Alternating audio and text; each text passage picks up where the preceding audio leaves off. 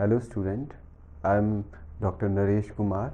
I teach at Department of Evening Studies, Punjab University, Chandigarh. Today we are going to discuss postmodernism in international relation. The origin of postmodernism can be traced to the response of modernist tradition in the writing of Jacob Derrida and Michel Foucault. After that, postmodernism has developed as a theory of international relation. First, this concept of postmodernism emerged in music, art, and after that, it spreaded in various aspects of knowledge building. So, in today's lecture, we will see that how postmodernism is important to understand international relations and what are the different variants of this theory. Postmodernism as a concept is difficult to define using rigid boundaries. It is often taken to mean nothing and therefore everything. Some view it as a new way of seeing the modern world. However, there is little agreement on the contents and objectives of postmodernism. Opinion of the nature of postmodernism is quite polarized, with some in appreciation of its radical openness and other criticize its support for relativism as dangerous to progress of humanity, whereas its critic view this as nothing more than a accumulation of directionless subjectivity and constitute anarchical assess. The pre-postmodernist, however, seeks to inquire into whether the value of treating empirical data as sacrosanct, analytical, rigorous, and search for generalization has been undermined by surging the postmodernist wave. Quite a few IAS theorists appear to vary on the swiftness with which the state is losing its primacy as the objective of study to ideas like discourse, representation, and performity. Modernism is rather the idea of modernity presupposes as existence of certain objective standards of right and wrong, desirable and undesirable, as well as existence of objective social law and explain origin and emergence of ideal form of human society. Such law can have been discovered through the proper application of methods borrowed from natural science. Postmodernism provides a frictional and oppositional response to such claim and believes in avowed power of objective truth and social laws in leading humanity toward lofty universal goal. The origin of postmodernism encompass a wide range of attitudes, philosophy, and approaches that are skeptical to the claim of modernity, such as values of humanism, universalism, and belief in reason-oriented progress. Since postmodernism embodies a negatory systematic framework toward the tenets of modernism, according to some scholars, it cannot be classified as ism due to its lack of coherent pragmatic frameworks such as Marxism or realism. Postmodernism itself is spectacle of excessive certainty. Its adherents often are divided on the issue of its origin, leading to formation of multiple theories and proposed possibilities regarding its origin. Some view it as a way of viewing reality, not founded upon the formed as a result of historical progression, thereby rendering any proposed theory of origin as redundant. Perry Anderson traced the first textual occurrence of the term of postmodernism to 1930s Hispanic America.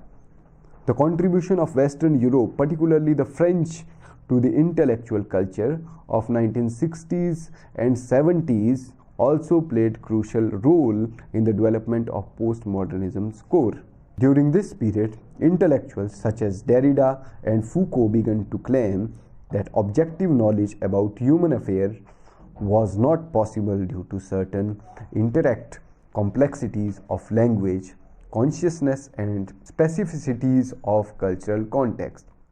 And the task of social theory should be destabilize the habits and make such claims. Their efforts broadly focused on implication of language and its meaning. They sought to change the role of reader from the passive recipient of text produced by the author, thereby changing the relationship between the author and the reader to one that entitled to interactions between their subjective estimates regarding the text as well as language in which it is written. These efforts, broadly characterized under the masthead of post-structuralism, opened up new way of making meaning and creating knowledge by contesting existing method of generating meanings and knowledge. Post-structuralism, as it was labeled by American literary theorists, widely influenced the rise of postmodernism in the social science academy, leaving a strong imprint on disciplinary and non-disciplinary IR. Qualitative transition in the nature of capitalism constituted a material conditions that facilitate the emergence of postmodernism. The Great Depression of Second World War dealt severe blow to the global capitalist order, which was the engine of modernity. The only survival with very little damage was United States of America, whose recovery policies and institutions enable it to float above the economic turbulence of that time. With recovery almost completed by 1960s, the 70s witnessed the emergence of new regime of flexible as opposed to earlier regime or industrial accumulation of capitalism.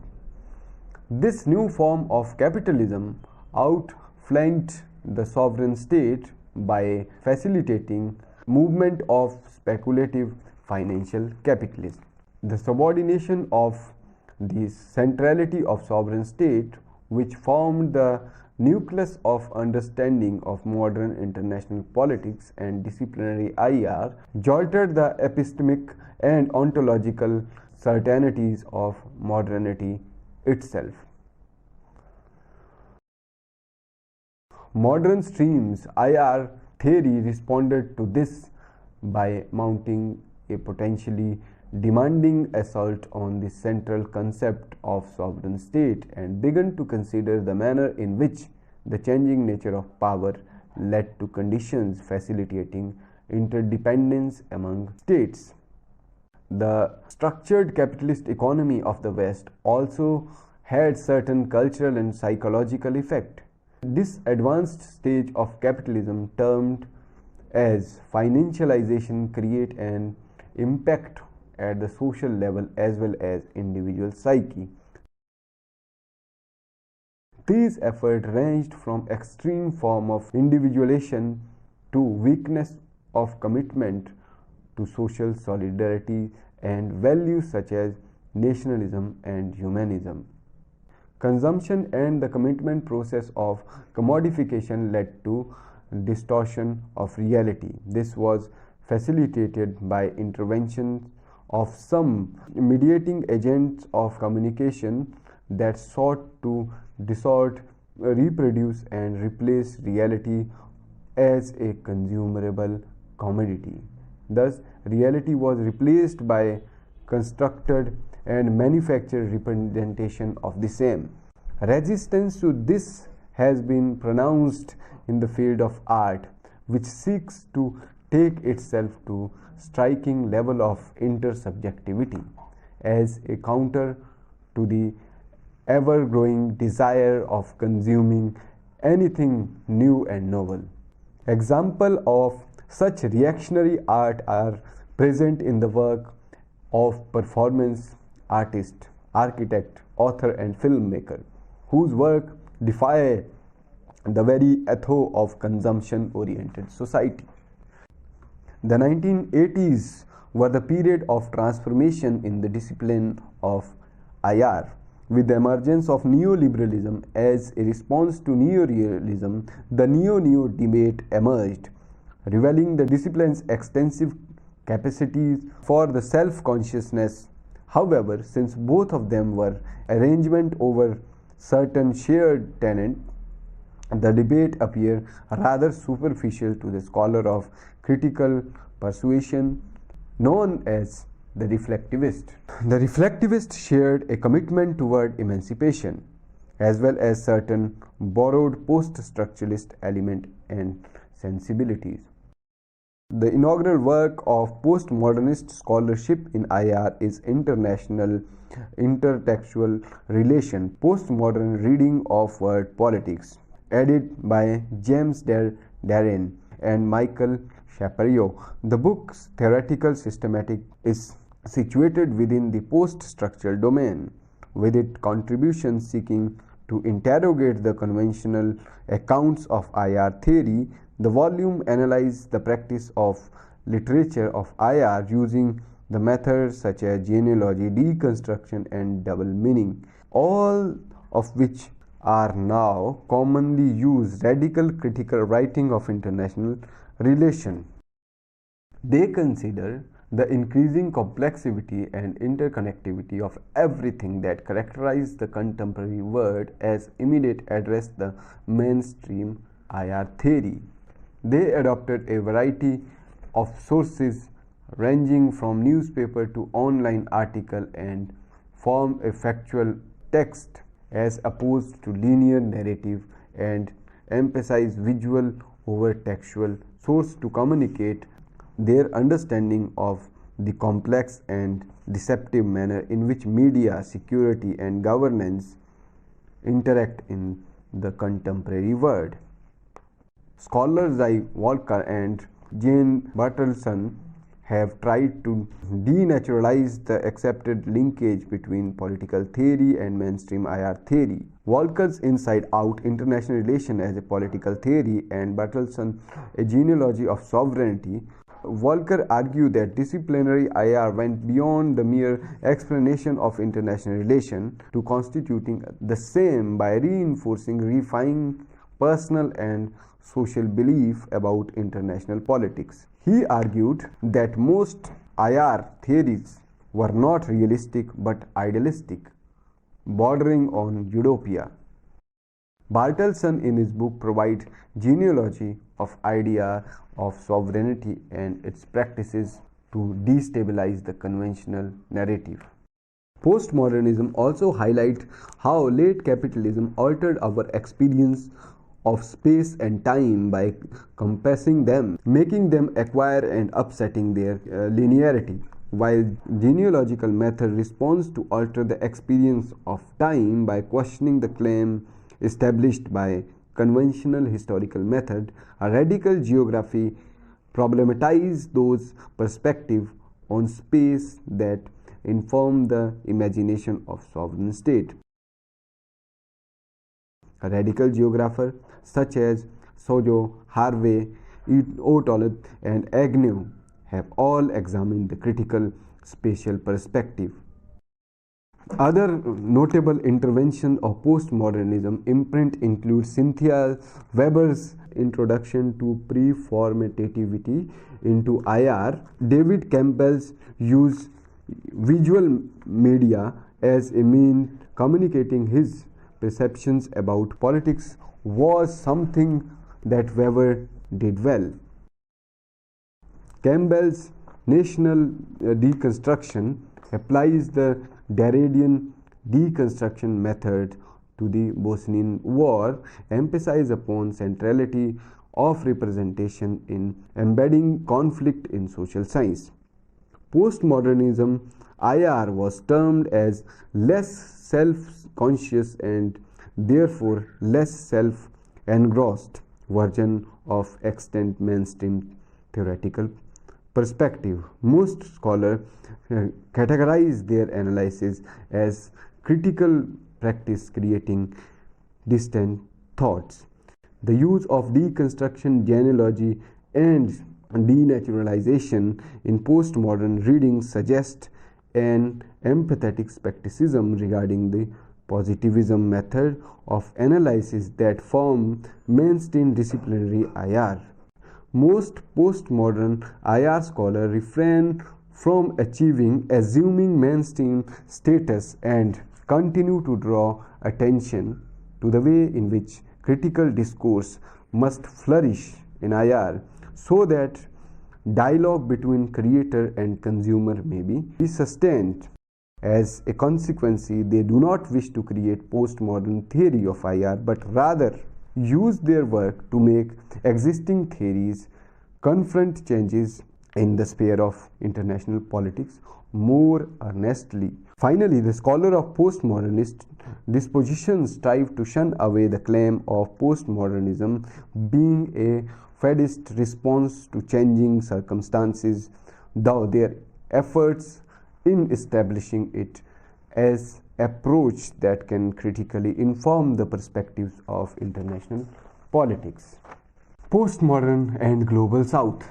Postmodernism is phenomena of advanced capitalist state, and since most of the Global South is still undergoing the transition toward achievement and consolidation, its acceptabilities in particular contexts remain questioned by some scholars. However, the rate at which these states are adopting capitalism and technology for becoming developed and acquiring governance capabilities, soon these countries will be staged with most developed countries. The unequal penetration of capital within individual states of Global South as a result of colonialism led to creation of certain pocket of structured capitalist tendency within these countries.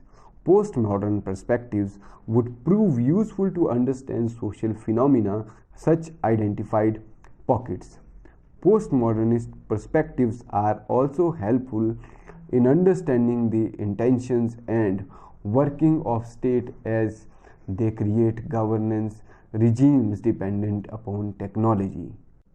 Even though postmodernism will continue to polarize intellectual opinion, the fact that it provides an alternative perspective on international politics makes a case of intellectual engagement rather than arbitrary dismissal.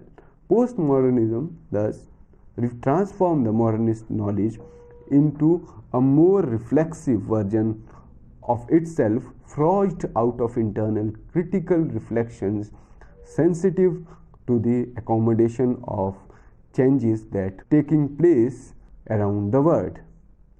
So, to conclude this presentation, we can argue that postmodernism is itself a contested theory.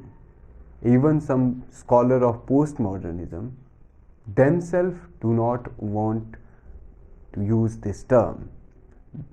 But postmodernism definitely presents an alternative version of international relations. The postmodernism as a theory focus on the deconstruction of grand narratives in IR. Derrida's analogy of deconstruction and double reading present a valuable contribution. Foucault's power knowledge nexus is another way to understand this theory. So I hope you understand the basic assumptions of postmodernism. Thank you.